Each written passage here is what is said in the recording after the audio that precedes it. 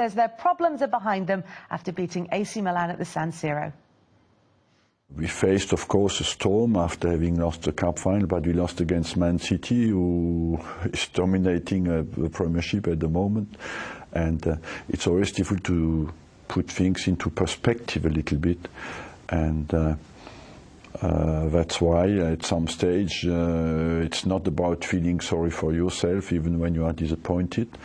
And it's just at some stage you have to stick together and show who you are, and find the resources that are linked with your pride, with your refusal to lie down. And I think there's some aspect, even in our performance last night, is down to that. I said in a press conference pre-Milan that we have to be pragmatic and focus what can we do in little parts of our game and minutes after minute. And so we have always come back what people call basics, and it is just be pragmatic. Let's attack well together and defend well together. But when you are low in confidence, it's difficult to attack well, you know. And I give credit to the team last night for that. They didn't hide. They went in a positive way into the game and did not only try to defend well, but they had the courage enough to play as well. Of course, I was being slightly facetious about Arsene Wenger saying their problems are now all behind them. But a win against AC Milan in the San Siro is not to be sniffed at. No, I don't think it's to be sniffed at. And, you know, I think that you just got to take confidence from the win. You know, losing four games on the spin, including the League Cup final, is going to start to erode away at your confidence. And I think that, yes, when you watch that game, you know, they did have a lot of space, you know, and players did play well with the time that they were afforded, and they punished, for me, a very, I don't know, you know... It's not AC Milan, though, is it? No, it was quite a... But they have been on a long, unbeaten run. But Gattuso, the manager himself, and I don't want to take the shine off of Arsenal's win, because, like I say, it's all about confidence, but Gattuso himself has says the Italian league is a lot different to a Premier League and a top Premier League side, which he considers Arsenal to be, and we did. We played well and put them to the sword. And what's good about it is that they needed that win, and they needed to have something to build on, and that is what I'm taking out of that win. You know, I'm not really interested in how good or bad Milan were. I think they needed a win. They needed a win, but they needed the win really before that in the match against Brighton, because they didn't get the reaction against Manchester City from the League Cup to the league game on the Thursday. They then didn't get the reaction from the Thursday to the game against Brighton on the Sunday. And when you've got Brighton players like Liam Racine, Arsenal players carried themselves, that we had a chance here. That's deeply worrying, isn't it? Yeah, completely. I mean, it just shows everyone knows the issues at the core of Arsenal, and the fact it was one of those things for ages that everyone knew it, but no one would articulate it. But now it's out in the open. It's it's there basically. And the most worrying thing is the Arsenal players don't seem to react to it. They do, and this is what you want, because like you can't have. I would just stick up on the wall in the dressing room what Troy Deeney said last season. You know, Troy, who I know very well, and Watford will be going about it exactly the same way, because they know that that's the way you get something out of Arsenal. They will have watched the game against AC Milan, and they will say, yeah, okay, you know what I mean, they beat them, but I didn't see anything that frightened me. What did frighten me is if you give people like Ozil, Mkhitaryan and Ramsey the time and space to run at you and make runs off you, you will be punished. So I'm sure that they will have seen that. And what you're hoping now is that they stand up to a physical test, which they're going to probably get, and they still try to play, because otherwise it means nothing, because people know how to play against us. And that's why it's vitally important that we do stand up against Watford and get something build off something from the AC Milan result. What word would you use to describe last season? Like I'd choose for most of the season, very inconsistent. So then, if Arsenal are 9 points worse off than they were at this time last season, how would you sum up this campaign? A lot more inconsistent than last season's, even more consistent.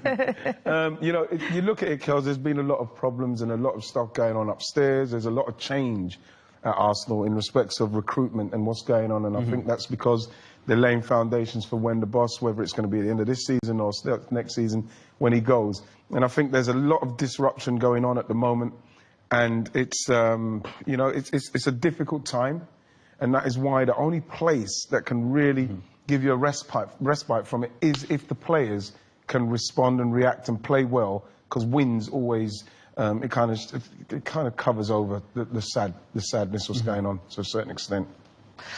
You said to stick Troy Deeney's quotes up from when they played Arsenal earlier in the season, when Troy Deeney was quite disparaging about the Arsenal players afterwards. He said they lacked cojones. Cojones, yeah. Yes, for our Spanish speaker in there. Yeah. Are we allowed to in the say room. that? Yeah. Well, but it just shows that, like you said, it's something that was unspoken. I think maybe there were sort of murmurs of it after Birmingham beat Arsenal in the League Cup a few years ago. But, but there were no consistent comments from players. And now you have two Brighton players and a Watford player early in the season saying exactly the same thing. It's almost getting so rare. It's almost getting to the point where it's after that famous Ferguson anecdote that we've heard so much now about Spurs. Lads, it's Spurs. There's a little bit of that now with this Arsenal. Yeah. To kind of get at them, boys. Yeah, and you know what? It's like Troy said it, but like, okay, people may It didn't not help that he didn't have a very good run of games straight after. Straight after, yeah. You know, but the fact is that what Troy said, and because of the manner in which Troy plays, you know, you have to say, you know, he called them out, and you know, now they should be using that to say, right, let's show him. You know, now there's a couple of things that can happen here. Arsenal hammer Arsenal, and you know, and or Troy Deeney gets sent off because he's been too boisterous and too robust. It's going to be interesting. One of them, like out of that game, one of the most fascinating things will be how the Arsenal centre have, say, all the physical little duels they have with Deeney, what they're going to be like. Well, this is what I'm saying. It's going to be interesting, the referee, because if Troy Deeney's going about his natural game, then he's going to be robust, because that's how he plays. Now, if you've got a referee that's very card happy, then Troy Deeney could find himself in trouble. But like, you know, just by playing his normal game. Now, that is something that I feel that the Arsenal players, the centre-halves, should be being a lot more cuter about. You know, no, I'm not saying to cheat or sportsmanship, but the fact is, that is how he naturally plays, and depending on how the referees it, then you can probably cause Troy Deeney a problem yourselves. Manipulating the odds in your favour. Manipulating the odds in your favour, not favour. In your favour. Favour is the word I was looking for. Under his leadership as well, and you know, the sacking of Marco Silva wasn't. Well, it wasn't exactly, you know, greeted with howls of derision, but it wasn't overwhelmingly welcomed either. Yeah, exactly. But it seems as though yet again Watford have made a change. They've made it quickly, and they've made the right change. Completely. I mean, we were saying earlier on, basically, that it's almost like the Chelsea model for the mid-table. Basically, they can still keep going, despite the fact that they have this change. Some managers will work, some won't, and at the moment, he seems like one of the. If anything, he's just restored that rhythm that we talked about to the team. That's what they do. What they do is they've got a certain style of the way they play and a certain rhythm. And maybe Marco Silva came and he wanted to change certain things. We knew what happened. Like you said, the words were he's tripped on his own ambition. The fact is that with this team, you can bring in a head coach and he can just literally just slip in, bolt him in, and he can get on with it. And the players do respond. That's why it works. He's not got someone else who's coming in to change the philosophy of what's going on. He's just coming in to organise them and get them to do what they do. Seventh place could be a European place potentially this season, depending on what happens in terms of people who win cups. What were the 4 points of seventh place? And then, of course, it's Burnley in sixth. Then it's a step up to Arsenal again.